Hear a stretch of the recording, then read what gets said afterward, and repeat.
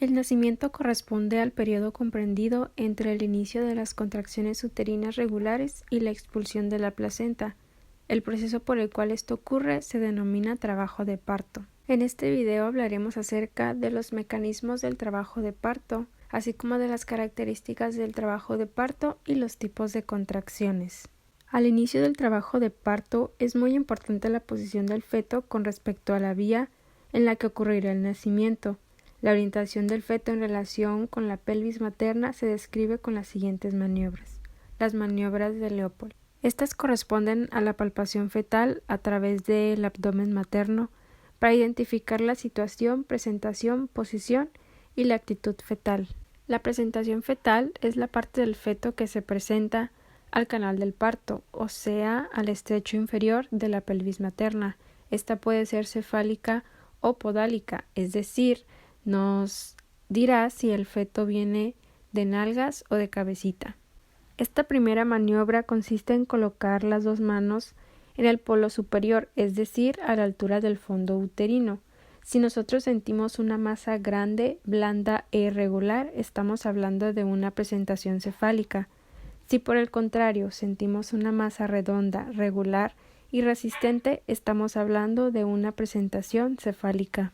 La posición fetal es la relación del dorso del feto con el lado izquierdo o derecho del cuerpo de la madre, es decir, de qué lado se orienta la espalda del bebé, ya sea izquierda o derecha. En esta segunda maniobra colocaremos una mano quieta y firme en la zona lateral del abdomen, mientras que la otra mano palpará el otro lado y si se siente una superficie lisa corresponderá al dorso, o bien si se siente una superficie irregular corresponderá a las extremidades del bebé.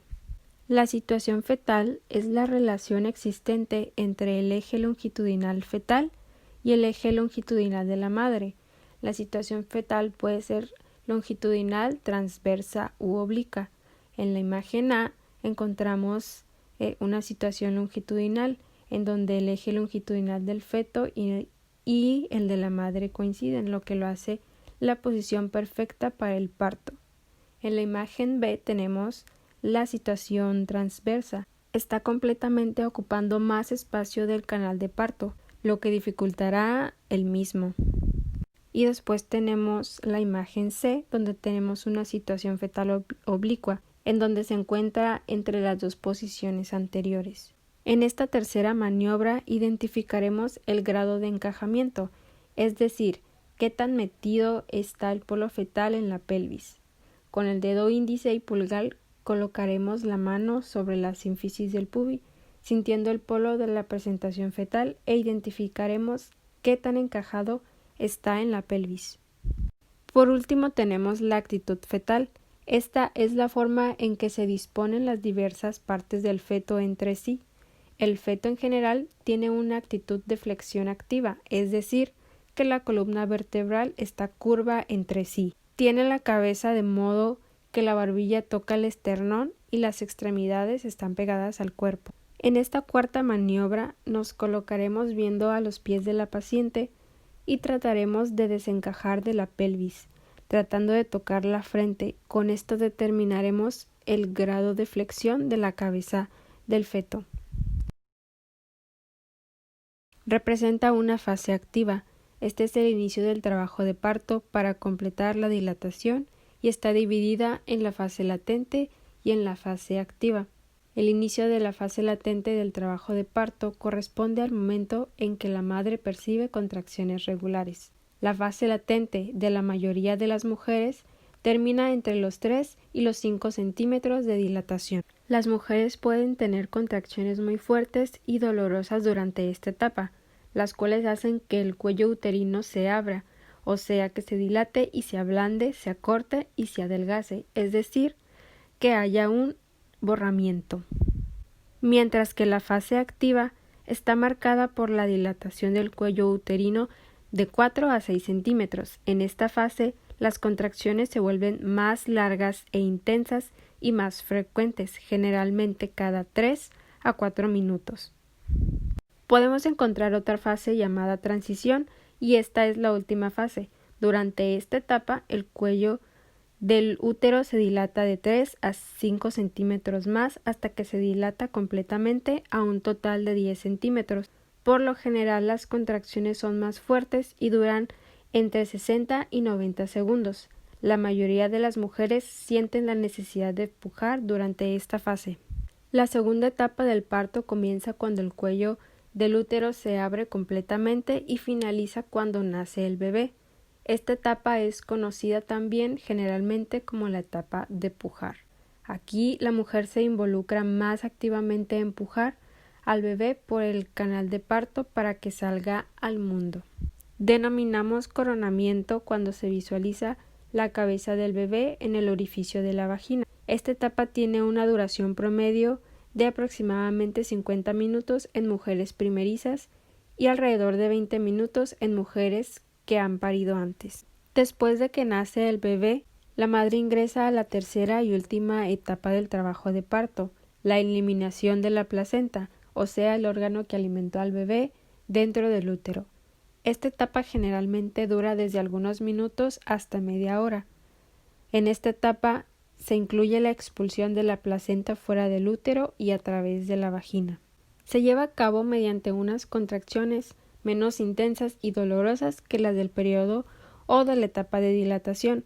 Estas provocan una reducción del tamaño del útero y al contraerse ayuda a que la placenta, las membranas y el resto del cordón se desprendan de la pared uterina y sean expulsadas hacia el exterior.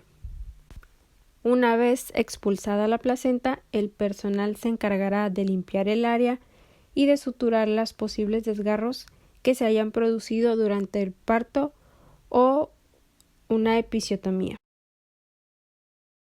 Para entender los diferentes tipos de contracciones, es importante saber primero cuáles son las características de las contracciones uterinas, y según su fisiología, en las contracciones se pueden apreciar el tono, la intensidad y la frecuencia con las que éstas se llevan a cabo. Las contracciones A o de Álvarez se presentan en las etapas iniciales y hasta la semana 28. Son de muy baja intensidad, que alcanzan alrededor de 2 a 4 milímetros de mercurio y son de escasa frecuencia, además de que no son percibidas nunca por la embarazada. Las contracciones focales son contracciones de poca intensidad que son menos de 10 milímetros de mercurio, localizadas en pequeñas áreas del útero. Por lo general se producen como reacción ante un movimiento del bebé. Las contracciones generalizadas comienzan en un área pero se extienden al resto del útero. Se pueden producir por movimientos del bebé o por esfuerzos o cambios de posición de la madre. Las contracciones de Braxton tienen una intensidad de entre 10 a 15 milímetros de mercurio. Estas se propagan en un área más grande del útero y tienen una duración aproximadamente de 30 a 60 segundos.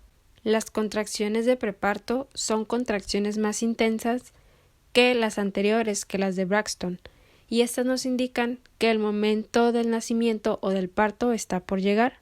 Su función es la de madurar y ablandar el cuello del útero, y tienen una intensidad de 20 milímetros de mercurio, aunque pueden llegar hasta 30. Y por último tenemos las contracciones de parto. Estas son regulares, progresivas e intensas. Se producen cada periodo regulares con una frecuencia de 3 a 5 contracciones por 10 minutos y estas van aumentando su duración, llegando a durar aproximadamente entre los 60 y los 90 segundos. Estas contracciones son dolorosas y su intensidad es superior a los 30 milímetros de mercurio.